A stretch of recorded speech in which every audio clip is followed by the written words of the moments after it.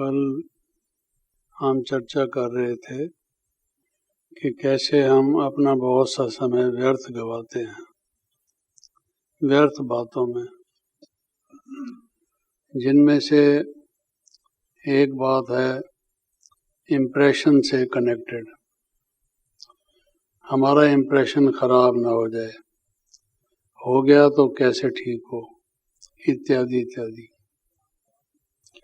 दूसरा हम बात कर रहे थे डिप्रेशन के लिए। ये बहुत बड़ी बीमारी है डिप्रेशन। वर्तमान जो एज है, मॉडर्न एज या post modern age, modern age तो बहुत पहले थी, अब उसको पोस्ट मॉडर्न एज कहते हैं।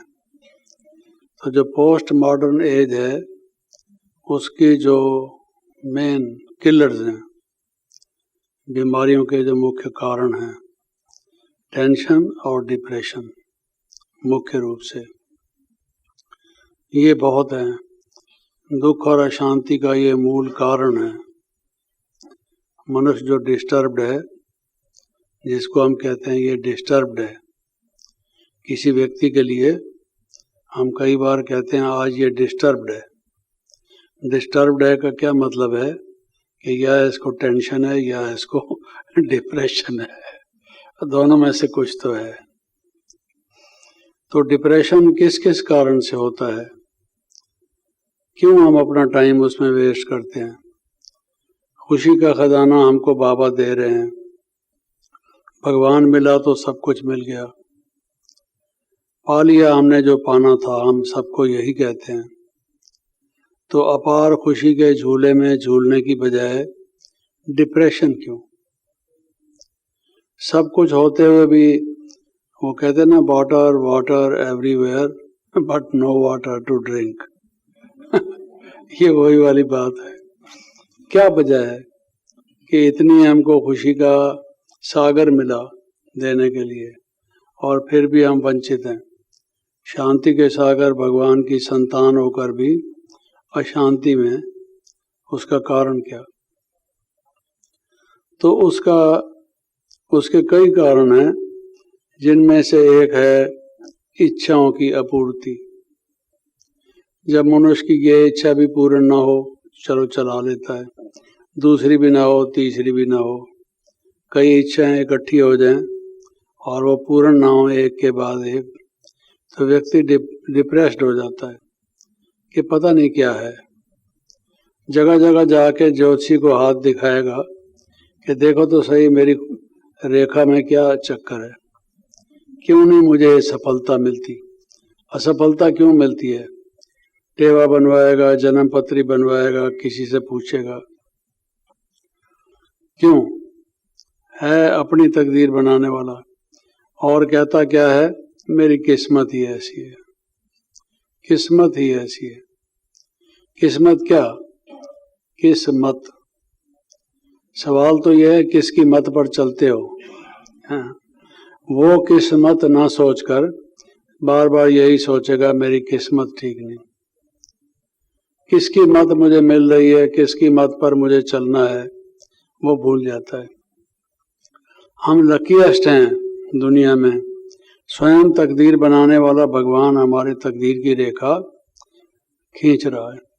ब्रह्मा के लिए कहते हैं विधि का विधाता है, वो मनुष्य का भाग्य की रेखा बनाता है, वो उसके हम बच्चे हैं।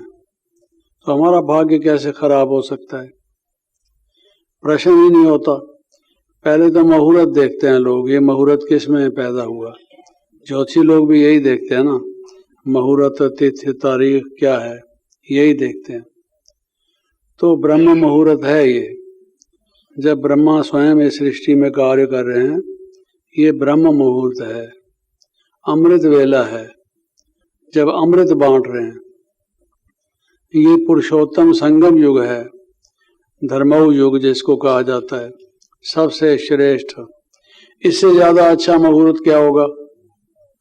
तो हम तो जन्म ही हमने ऐसे मुहूर्त में लिया है कि भाई कमाल है। सब जो हमारे स्टार्स हैं वो तो अच्छी जगह हैं।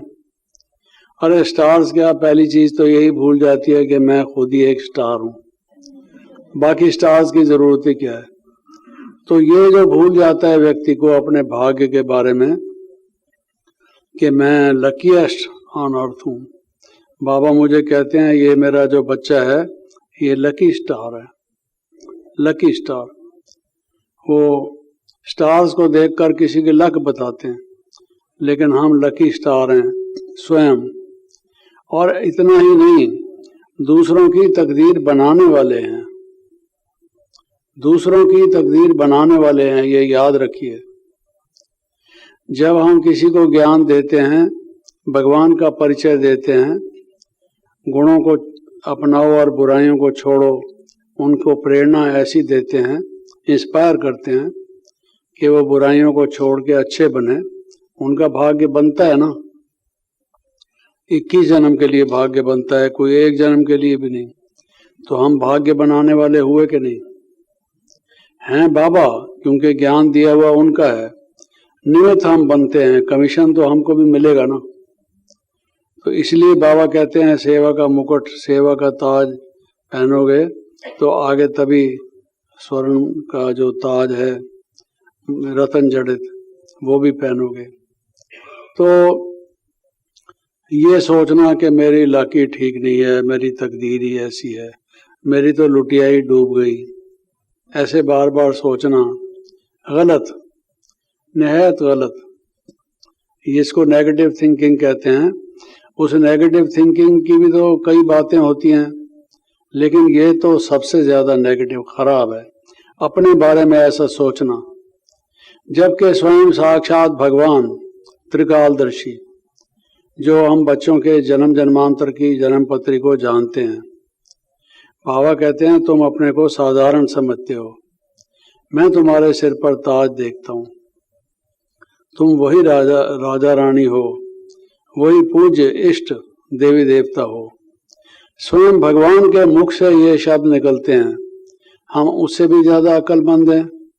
हम कहते हैं कि नहीं नहीं, हमारी तो तकदीर खराब है, तो जाओ, खराब है तो तेरी इच्छा है। भगवान तो कह रहा है कि नहीं है और तू कहता है, फिर इसका क्या इलाज है? वहम का इलाज तो लुकमान हकीम के पास भी नहीं था भाई, ये कौन से आएगा? न एलोपैथी में, न आयुर्वेदिक में, किसी में नहीं। वहम का इलाज है कहीं? आज तक कहते हैं वहम का इलाज नहीं, इसका फिर इलाज कहाँ से निकलेगा? तो इसलिए सबसे पहले तो हमेशा यही सोचो, खुश रहो, खुश रहो, आबाद रहो कि मेरे जैसा लकी कोई नहीं।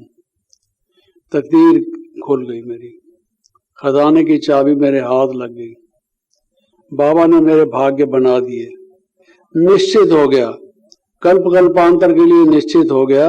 अब इसको कोई मिटा ही नहीं सकता। वरना बाकी अगर आदमी सोचे तो आज तक किसकी इच्छाएं पूरी हुई हैं?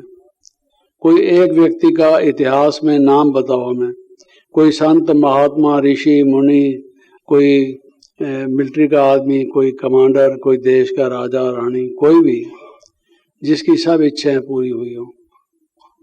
ये मनुष्य की इंद्रियां ऐसी हैं कि कुछ न कुछ ये पीछे लगी रहती हैं। मिसाल देते हैं, लोग हिरण है, भागता है, बहुत बेतहाशा भागता है, इधर उधर चौकड़ी भर के दौड़ता है। क्यों दौड़ता है, क्यों भागता है, क्या चाहिए? कहते हैं भाई उसकी नाभि में कस्तूरी होती है, खुशबू होती है।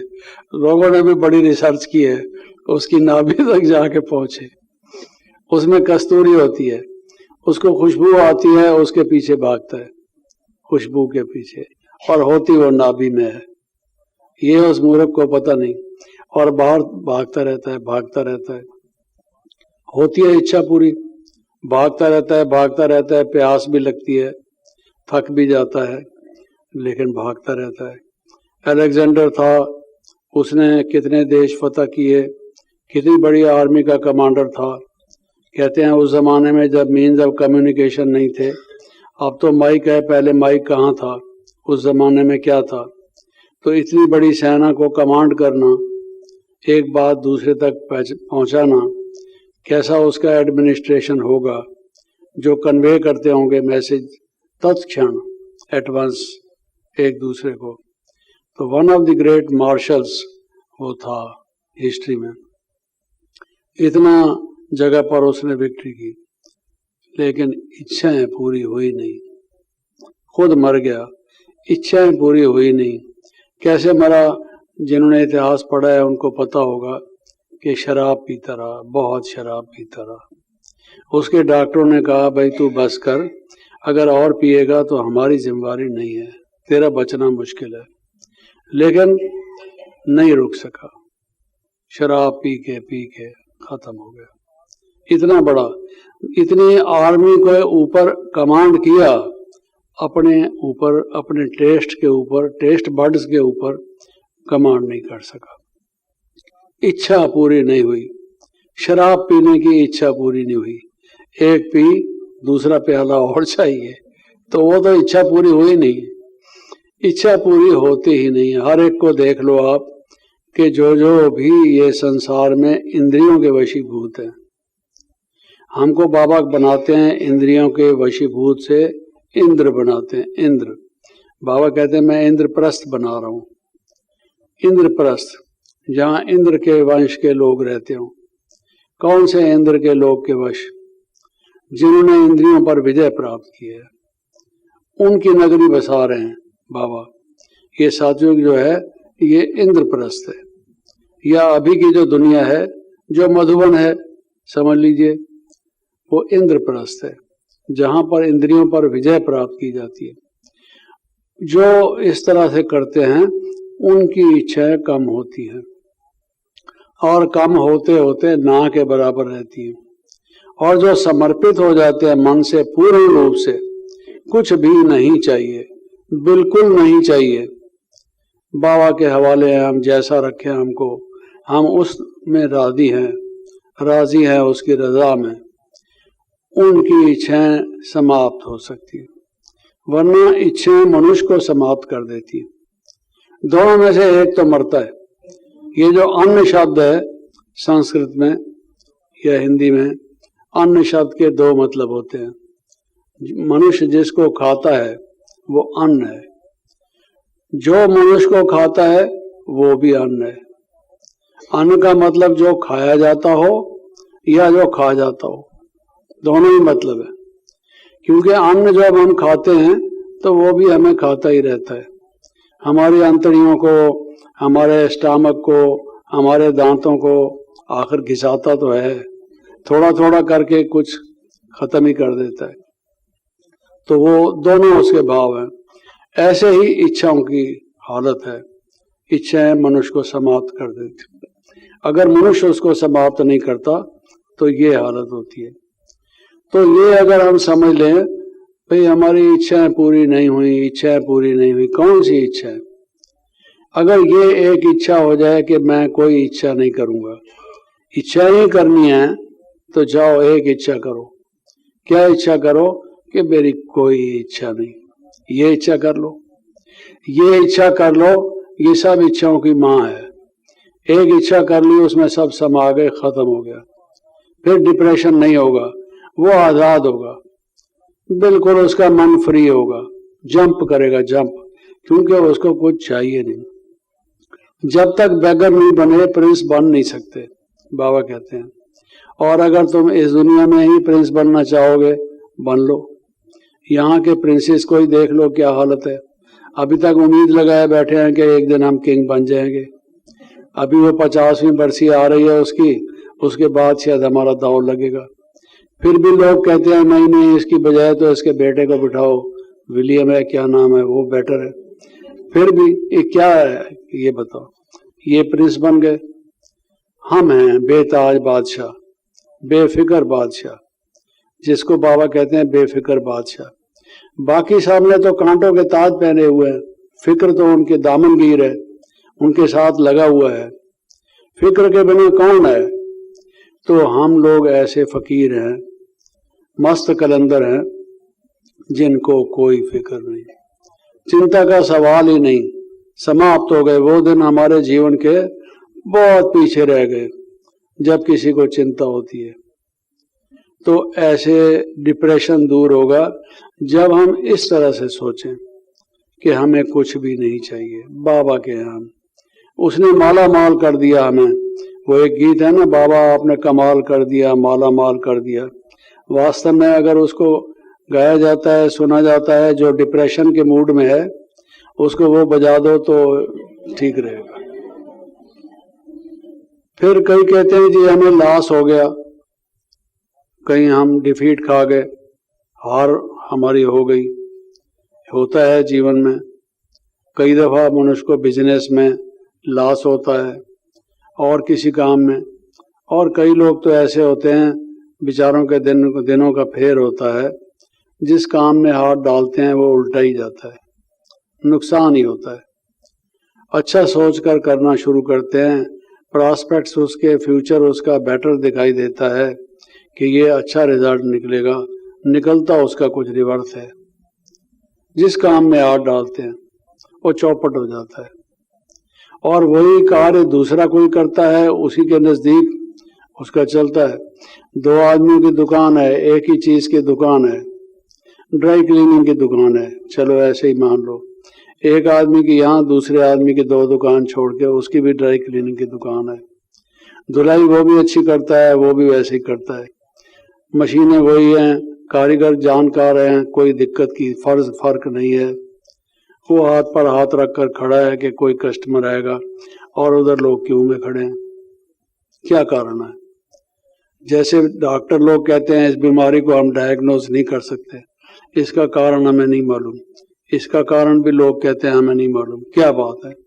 उसका चल रहा है, उसका नहीं चल रहा है, क्यों? ये दिनों का फेर आता है। इसलिए किसी ने कहा है मत रंज करे दिल, मत रंज करे दिल, गर तुझ पे गम की रात है। मत रंज करे दिल, गर तुझ पे गम की रात है। फिर वही आएंगे दिन, 2-4 दिन की बात है। फिर आएंगे अच्छे दिन, ये तो बदलते रहते हैं। हमेशा संडे नहीं रहता, हमेशा मंडे नहीं रहता, बदलते हैं कि नहीं बदलते। तो ये दिन हमेशा रह जाएंगे, ये किसी मूर्ख ने कोई कहता होगा, ऐसे हो सकता है। कभी भी दिन एक जैसे नहीं रहते। अच्छे दिन अगर नहीं रहे तो खराब दिन भी रहेंगे नहीं। वो कहते हैं रविहु की दिन भर में 3 अवस्था होत। अरे भाई, सूरज की भी दिन में 3 अवस्थाएं होती हैं। सुबह को देखो चढ़ रहा होता है, दोपहर को देखो तो जौबन पर होता है, शाम को देखो उतरना शुरू हो जाता है, सेटिंग होता है उसका, सेट करना शुरू हो जाता है। तो जब सूरज की ये हालत है तो तुम क्या हो, समझा? ये तो दुनिया में उतार चढ़ाव होता है, खेल है, जीत हार का खेल है। ड्रामा भूल जाता है, जब जिसको ड्रामा भूल जाता है, ये ड्रामा है, इसको एंजॉय करो। बजाय एंजॉय करने के और ये देखने के, देखें अब इसके बाद क्या होता है। ड्रामा में जो ये एलिमेंट्स हैं ड्रामा के, अगर ड्रामा में सस्पेंस ना हो और ऊंच नीच या उतार चढ़ाव ना हो, वो ड्रामा क्या हुआ? ड्रामा आप कोई वही ड्रामा देखेंगे ना जिसमें इस तरह की बात हो, फिर क्या हुआ, आगे क्या होता है, हीरो का क्या हुआ, हीरोइन का क्या हुआ, विलेन का क्या हुआ, देखता रहता है आदमी, आगे क्या होगा। तुम भी देखो आगे क्या होगा, ये ड्रामा है। तो ड्रामा समझ के उसको चलोगे तो फिर एंजॉय करोगे। अगर ड्रामा भूल जाओगे तो दुखी होगे। ये ख्याल में रखने की जरूरत है। हार गया की बजाय बाबा कहता है अच्छा हार गया, तू मेरे गले का हार बन जा। अरे भगवान तुम्हें अपने गले का हार बनाता है, और क्या चाहिए। जस्ट सी, अगर तुम्हारा लॉस भी हुआ, एंजल बन जाओ, लॉस एंजल चले जाओगे। हार गया तो क्या हुआ, बाबा कहता है कि तुम मेरे गले का कोई जाना जाता है लॉस एंजल, बताओ कितना इजी रास्ता मैंने बताया। तो इससे ज्यादा और प्राप्ति क्या हो सकती है। लॉस हो गया, ये हमें पक्का करने के लिए। कोई भी चीज, आप बिल्डिंग बनेगी पड़ोस में, इसको डिमोलिश करके नई बिल्डिंग बनेगी। नई बिल्डिंग बनेगी, पहले क्या बनेगा, फाउंडेशन बनेगा, उसका जो सारा फाउंडेशन बनेगा उसमें रोड़े पत्थर वगैरह जो रफ डफ होते हैं वो डाल के उनको कूटा जाएगा, मारपीट की जाएगी, लेवल किया जाएगा, मजबूत किया जाएगा, उसके ऊपर बिल्डिंग बनेगी।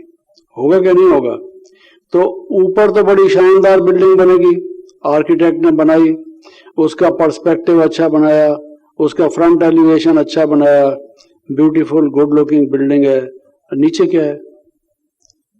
जो फाउंडेशन तुमने डाली थी जिस पर ये बिल्डिंग खड़ी है उसमें क्या है?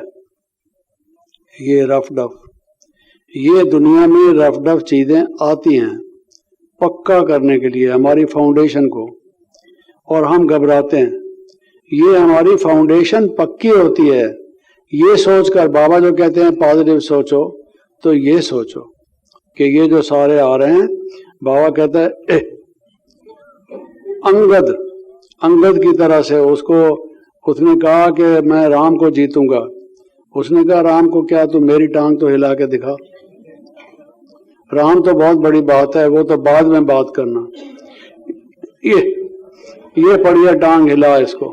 तो वो दिखाते हैं चित्र में, कितने ने कोशिश की, हिला नहीं सके। अंगद का क्या मतलब होता है? अंग माना बॉडी ऑर्गन, बॉडी ऑर्गन को कहते हैं अंग। दा माने देना, संस्कृत में दा कहते हैं देना। जिसने अपनी सारी बॉडी भगवान को दे दी है वो है अंगद। वो अचल हो जाता है, उस पर विजय नहीं प्राप्त हो सकती, उसकी टांग नहीं कोई हिला सकता। वो अचल अडोल अवस्था में हो जाता है जिसने अपने आप को भगवान के हवाले कर दिया। भगवान को तू क्या जीतेगा? तू हमारी टांग को हिला के दिखा दे। तो बाबा कहते हैं ये जो सब आते हैं टांग को हिलाने के लिए, ये मजबूत अगर तुम अंगद की तरह से हो के नहीं हो अगर ये प्रैक्टिस तुम कर लो तो अंगद बन जाओगे, और अंगद बनने से अचल अडोल अवस्था जो होगी उसमें आपको वो राज मिलेगा। क्यों? कौन सा राज? उस राज की विशेषता है कि वो राज जो है उस पर कोई आक्रमण नहीं करता। कोई ये नहीं कि समुद्र आया और वो सभ्यता ध्वस्त हो गई। That civilisation got obliterated because of a big flood. भाई एटलांटिस था, वो एटलांटिस अटलांटिक ओशन में या फलां जगह पर वो दब गया पानी के नीचे। सोने की दुनिया थी, सोने की द्वारका थी, वगैरह वगैरह। हाँ जी, वो जो राज है वो अटल अखंड है। अटल बिहारी वाजपेयी नहीं, राज अटल है, अटल अखंड और अति निर्विघ्नकारी। उसमें कोई विघ्न वगैरह नहीं पड़ेगा, कोई अटैक उस पर नहीं कर सकता। ये तो अटल नहीं है, ये तो टल जाते हैं।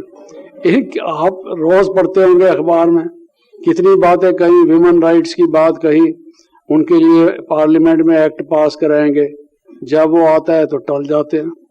वो होता ही नहीं है, तो मनुष्य टल जाता है। अटल एक भगवान है, वो जो राज स्थापन करता है वो अटल है। तो वो जो राज स्थापन होगा अटल अखंड वगैरह अचल, तो वो जब आप अंगद के समान बनोगे। तो ये सोचो कि ये जो आई हैं चीजें रफ डफ, ये हमारी फाउंडेशन को स्ट्रांग करने के लिए आई है। इसमें घबराने की क्या बात है? तो ये ध्यान देने की जरूरत है। और फिर उसके अलावा दूसरा मैं ये कह रहा था कि जैसे इम्प्रेशन और डिप्रेशन की बात है, वैसे तीसरा जो टाइम मनुष्य वेस्ट करता है वो है रिप्रेशन। रिप्रेस करके रखता है, लोगों को दबा के रखता है। कई लोगों की नेचर होती है डोमिनेटिंग। चार व्यक्तियों के बीच में रहेंगे, डोमिनेट करेंगे। भाई इधर ये बाल्टी ला दो। क्यों ला दें बाल्टी? तुम नहीं ला सकता अपने हाथ से। नेचर है कईयों की। अपने इक्वल वालों को भी कहेगा जरा बाल्टी ला दे, ठीक है भाई ला दी। फिर कहेगा ये फाइल पकड़, मैं अभी आता हूँ वो उसने फाइल पकड़ ली, फिर कहता है ये कुर्सी लेके इधर आ जा, कोई नौकरी रख ले तू, समझा। वो हर एक को नौकर समझता है, डोमिनेट करते हैं कई लोग। बॉसिज्म जिसको कहा जाता है, जैसे हमारा बॉस हो। फ्रेंड क्या हुआ, बॉस बन गया नया। तो ये नेचर है। और फिर जो अपने पास काम करने वाले होंगे दबा के रखेगा उनको, रिप्रेस करके। स्लेवरी जिसको कहते हैं, जैसे पहले स्लेवरी थी, कितनी खतरनाक स्लेवरी थी। वहां जर्मनी में फ्रैंकफर्ट में एक म्यूजियम बना हुआ है स्लेव्स का। ओहो, इंसान ने इंसान का क्या व्यवहार किया, स्लेव के साथ कितना दुराचार किया, कैसे उनको कष्ट दिया मनुष्य ने स्लेव्स का। तो कई लोगों की भी ये आदत होती है कि अपने से जो जूनियर हों, जो अपने मददगार हों, जो अपने पास काम करते हों, उनको आगे बढ़ने नहीं देना, उनको आगे कुछ एनकरेज करें, बकअप करें, वो नहीं करके दबा के रखना। हाँ जी, अपने अंगूठे के नीचे दबा के रखना, रिप्रेस करके रखना। बाबा कहते हैं दूसरों को बढ़ाना ही बढ़ना है। आगे बढ़ाओगे औरों को तो खुद आगे बढ़ोगे। आगे बढ़ने का तरीका क्या है? बाबा ने हमको क्या फार्मूला समझाया है कि दूसरों को आगे बढ़ाना ही बढ़ना है। कैसे? क्योंकि तुम दूसरों को आगे तब बढ़ा सकते हो जब उनके प्रति गुडविल हो, हमदर्दी हो, दूसरों का भला हो। तो ये फाउंडेशन है धर्म की। धर्म की फाउंडेशन है गुडविल, सबके प्रति शुभ भावना। जिसकी सबके प्रति शुभ भावना नहीं है वो धर्म को जानता ही नहीं है। धर्म का एबीसी ये है कि पहले हर एक के प्रति हर एक का भला हो, हर एक का शुभ हो, हर कोई फले फूले। अगर ये भावना नहीं है तो उस रिलीजन को बंद कर दो, उसकी किताब ही बंद कर दो। It's no use absolutely. दया धर्म का मूल है, पाप मूल अभिमान। तुलसी दया मत छोड़िए, जब घट लग में प्राण, जब लग घट में प्राण, ये बोलते हैं ना, ये धर्म का मूल है। तो इस मूल को ही छोड़ दोगे सारा वृक्ष खत्म हो गया, गिर गया। तो दया नहीं है, दूसरों के प्रति शुभ भावना नहीं है, ये आगे बढ़े, उनकी मदद नहीं करते। बाबा ने कितनों को आगे बढ़ाया, लौकिक में भी, व्यापार में, अपने भाइयों को, औरों को। तो हर एक को आगे बढ़ाना। बाबा को क्यों सब लव करते हैं? क्योंकि बाबा के संपर्क में जो आए बाबा ने उनको एनकरेज किया, आगे बढ़ाया, चलो ये करो, उनको गाइड किया।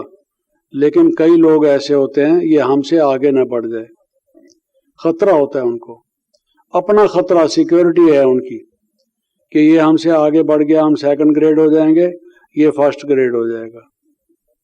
ये जैसे और प्रकार की सिक्योरिटी होती है, ये भी सिक्योरिटी होती है। उनकी लाइफ इनसिक्योर हो जाती है, उस कारण से रिप्रेस करते हैं। रिप्रेस क्यों करते हैं? क्योंकि इनसिक्योरिटी है।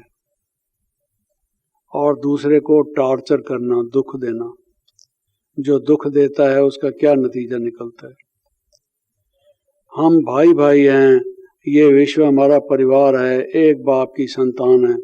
वो बाइबल में भी आता है कि एडम के 2 बच्चों ने क्या आपस में एक दूसरे को किया, मालूम है ना, उसने खत्म कर दिया, एबल ने उसको। ये कहानी रिपीट करते हैं, दूसरों को दुख देना। जो दुख देगा उसके लिए बाबा ने क्या कहा हुआ है, क्या नतीजा होगा, मैं वो शब्द रिपीट नहीं करना चाहता। अरे दुख मत दो किसी को, खुश रखो। मालिक वो अच्छा है, चलो तुम मालिक ही सही, बॉस ही सही, मालिक वो अच्छा है जिसके जो काम करने वाले अंडर हैं वो खुश रहें। हाँ जी, वो फील करें कि ये हमारा मालिक अच्छा है। आप तो गलत काम करते हो। तो ये बात सोचने की है कि जब तक अगर हम ये रिप्रेस करते रहेंगे, अपनी इनसिक्योरिटी फील करके बॉसिज्म करते रहेंगे, दूसरों को स्लेव्स बनाकर चलेंगे, उनको आगे नहीं बढ़ने देंगे, उनके आगे बढ़ने में खुश नहीं होंगे, हमको खुशी नहीं मिल सकती। खुशी नहीं मिल सकती। इस दुनिया में सौदा नकद बनकद, इस हाथ दे उस हाथ ले, जैसा करोगे वैसा भरोगे, उस तरह से करोगे। मांगते हो खुशी, देते हो दुख। खोटे पैसे से तुम बढ़िया चीज मांगते हो, ये कैसे होगा? पैसा खोटा देना चाहते हो, चीज बढ़िया चाहते हो, is it possible? Not possible. आगे फिर कभी इसकी चर्चा करेंगे। ओम शांति।